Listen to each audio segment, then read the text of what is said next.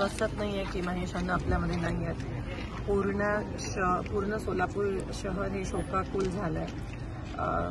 काही दिवसापूर्वीच आम्ही भेटलेलो आणि अलीकडे ते खूप अध्यात्माकडे वळलेले आणि मला असं वाटतं गंगा प्राशन केली आणि त्यांचा मृत्यू झाला. ह्याला पण नशीब लागतं, पण आम्हा सगळ्यांना त्यांची उणीव नक्कीच जाणवेल. खूप आधीपासून माझ्या वडिलांच्या सोबत तात्या महेश अण्णा माझे वडील काम केलं, माझ्यासोबत अनेकदा काम केलं. सोलापूरचे महापौर म्हणून काम, राजकारणात सगळ्यांसोबत एक चांगलं हसतमुख असं असणारं त्यांचं व्यक्तिमत्व.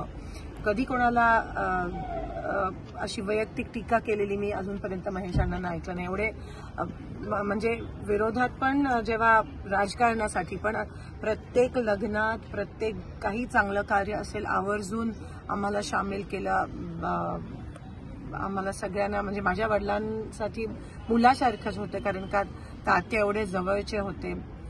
आणि आज खरंच विश्वास बसत नाहीये की ते नाहीये. शेवटचं त्यांचं इलेक्शन ते जिद्दीने लढले आणि पराभव होऊन सुद्धा असं कधी दिसून आलं नाही त्यांच्या चेहऱ्यावर. सगळ्यांशी चांगलं नातं, म्हणजे एक गोष्ट जर त्यांच्याबद्दल नेहमीच लक्षात राहील, सगळ्यांशी चांगलं, सगळ्यांशी हसत खेळत होते. आणि आज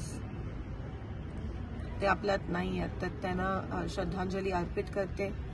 त्यांची पत्नी, त्यांच्या मुली, त्यांची मुलं, त्यांच्यासोबत आम्ही नेहमीच आहोत आणि त्यांना त्यांच्या आत्मेत शांती मिळो अशी मी ईश्वर चरणी प्रार्थना करते. पण जी पोकळी त्यांच्यामुळे निर्माण झाली आहे सोलापूरच्या राजकारणात, ती कधी कोणी भरू शकत.